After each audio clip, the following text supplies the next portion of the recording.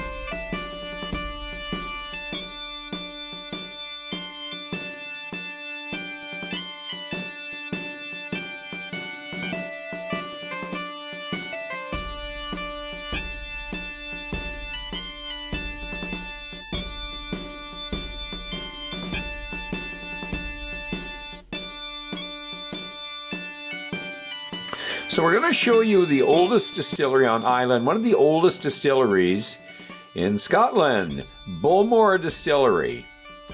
And there's a lot of history to this distillery, and there's a community around the distillery called Bowmore. And there it is, right there. Well, welcome to Noel's World of Whiskey.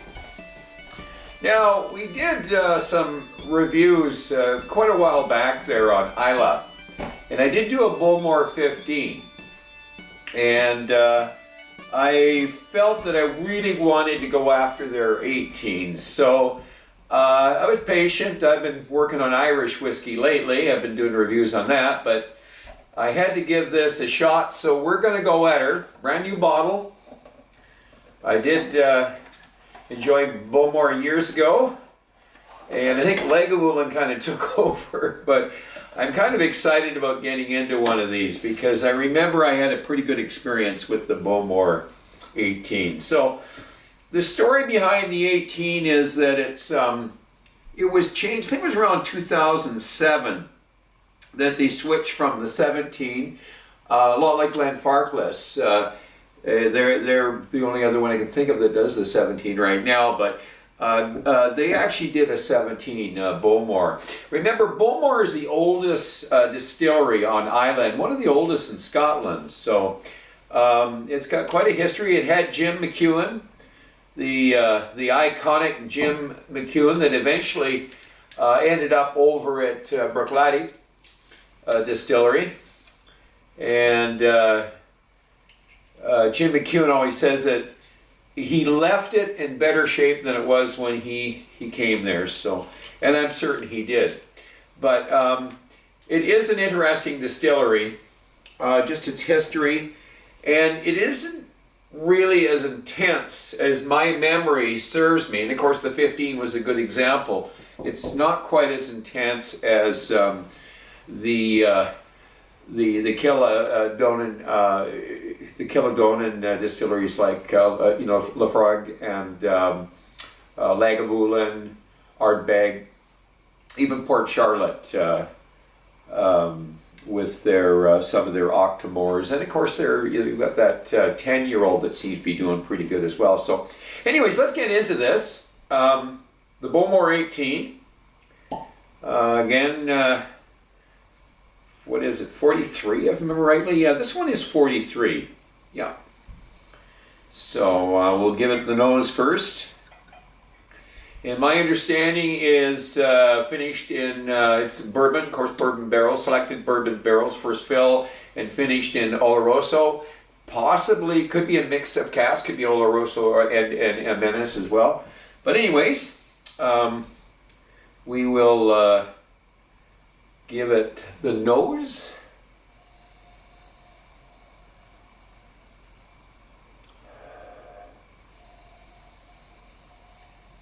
By the way, it's got quite a deep brown amber color, so I don't know if and how much caramel they've got in it, but it's a light smoke. I got a little bit of dirty socks there for a minute, or for a brief second there. Yeah, slight caramel notes.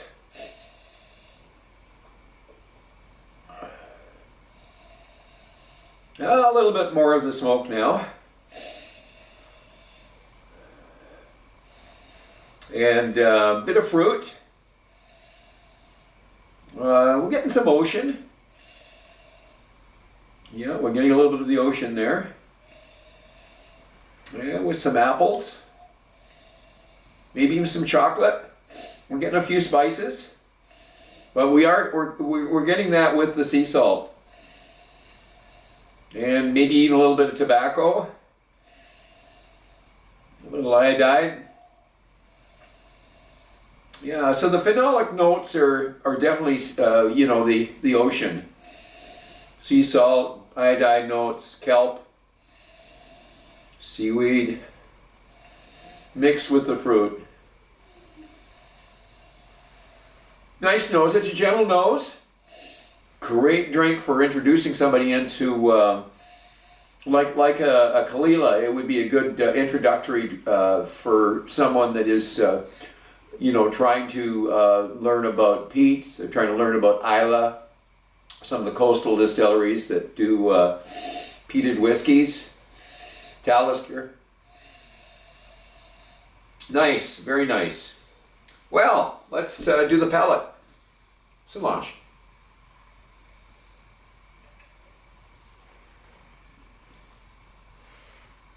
Very gentle. It's a gentle, it's definitely a gentle dram for a peated whiskey from Islay. This is not your heavy hitter from Islay, but it belongs on the island. We need a whiskey like this. It's well balanced. Light smoke. You definitely can get the fruit. You can get the dark fruits. And, we were saying a little wee bits of the chocolate, the dark chocolate, and now that's sort of worked its way into maybe even some more chocolate cream. I think I'm going to have to touch it up there.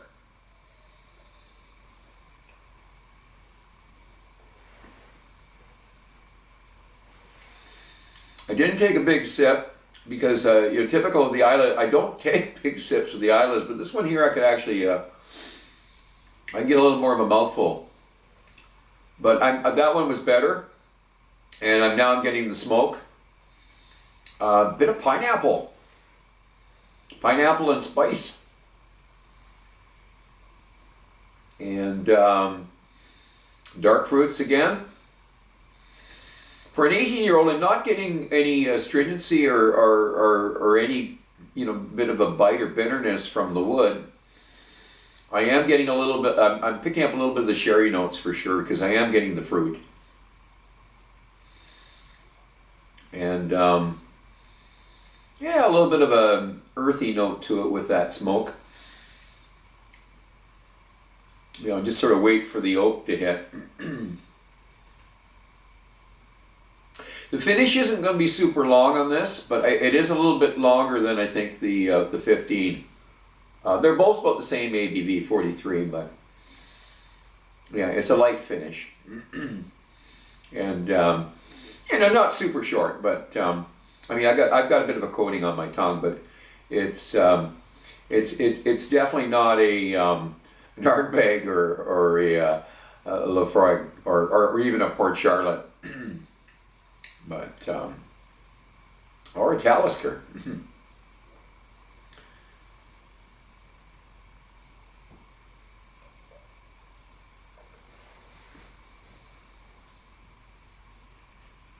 Very smooth.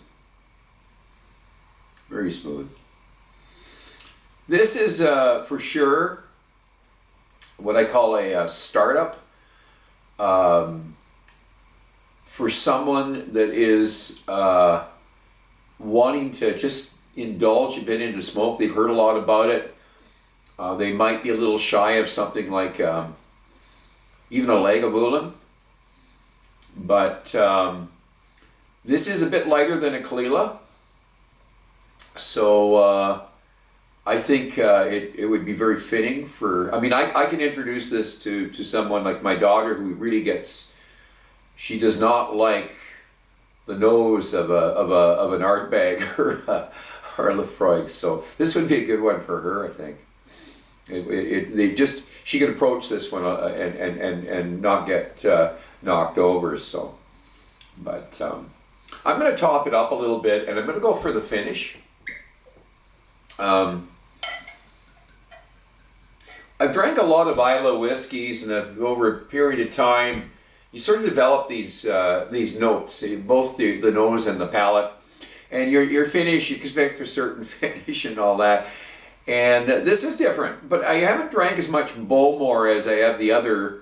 And there's times I'd probably like to have a shot of this, and it's a nice balanced drink. Somebody once said, "Why drink a Bowmore when you can put a little more water in an Ardbeg?"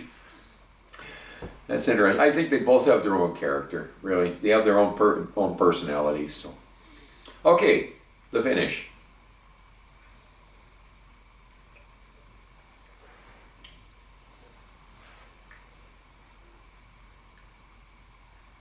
Getting better, that's for sure. It's got a little bit of tobacco at the back end there, and I think I'm getting some oak. The 18-year-old whiskeys usually do give you a little bit of oak, but nothing intense. Still get the spices, a little bit of light bit of white pepper, and the chocolate's still there, but a little more on the creamy side.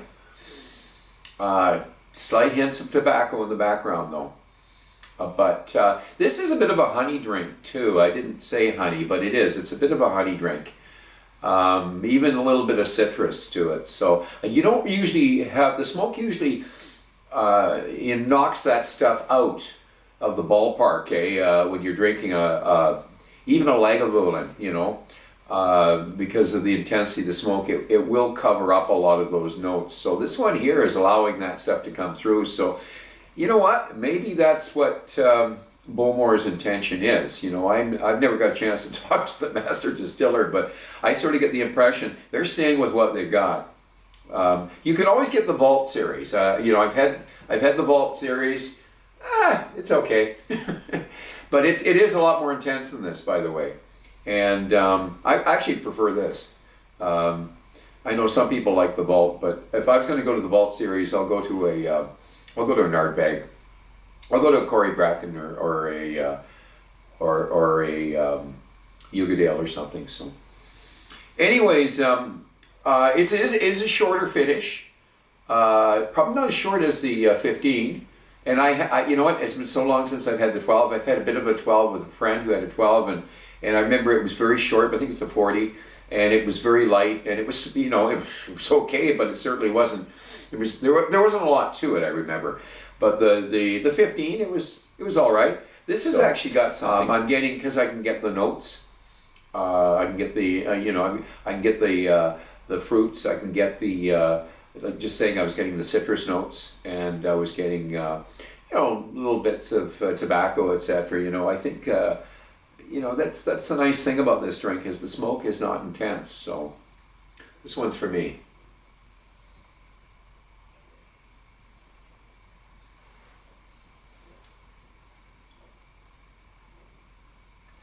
Yeah, I think this is going to be a drink. I'm going to introduce this to a friend that he's got himself into in the last year into the peat and that, and I think he'd like this. We're not throwing anything too intense. I did give him the Corey back. I gave him the Yugadale there, and with a little bit of water, and I gave him some lore, some Lafroig lore and that, and I think this would be nice and gentle. I think he'd enjoy this. So. But anyways, score wise, this is going to be for a Bowmore, an 18. I forgot what I gave the 15. I actually forgot what I gave it, but I usually 83-ish, something like that. But this will be an 84, 85 is what it's going to be, for what it's worth. I rate these for what it's delivering, and it's delivering not just smoke. It's delivering other notes as well. And for me, I like to understand what the distillery is doing. Why are they presenting it this way? Why in Islay does this distillery, that's been around longer than any of the other distilleries, go with a lighter smoke? And why does Bunnahabhain hardly smoke at all? In fact, in recent years, most of your Bunnahabhain is non-smoke. They are doing a little bit.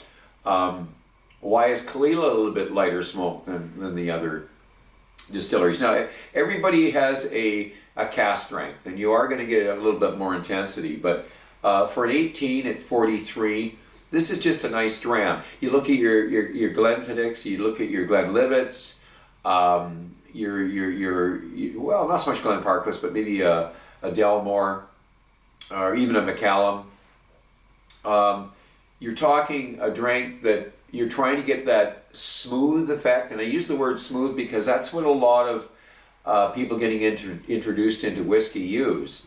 So I don't have any problem using it, because a lot of people are watching this are probably introductory people that are just getting into Scotch. So to understand what Scotch they would enjoy, I think when you're first getting into Scotch, these are the kind of Scotches that it actually what turns you on to Scotch and gets you to go to other Scotches. So you need these Scotches out there. They are the catalyst to get people interested. And some people never go beyond this, by the way. This is what they like. This is what they want, and as soon as you push them a little farther, they turn away. Not everybody can be into the intense Scotches, and not everybody is going to be into the funky Scotches. So the beautiful thing about Scotch is it has such a wide appeal. But anyways, I'm gonna say this is I'm gonna give it an honest 84. It is a nice whiskey. It's definitely something I'm glad I bought. Put it on my shelf, keep it around. It'll be served to company. I'll still like my Lagavulin, but this is nice. This is going to be, it'll be right next to Lagavulin. It's got a different character to it. Lagavulin delivers something completely different. They're both 43s. It's kind of interesting because, I can compare them a little bit easier than I can with, when I got a heavy hitter in an art bag, and I do have some cask strengths in my Lafroigs and that too. So I'm going to stay with that. I recommend this. Certainly, if you're someone that is following the heavy hitters, I'm not going to recommend it. I'm going to recommend this to people that are starting to get into peat. You've had a little bit of the peat in that. Maybe you've had an Oban, or maybe you're getting into a Talisker or something, a Caol Ila. I think you'll like this. It's a lighter drink though. I'm going to say it's more sherry. You're going to notice in it than the smokes. So, anyways, that's my review, and I'm going to ask you to drink wisely, drink intelligently, and do not drink and drive. Until the next time, so long.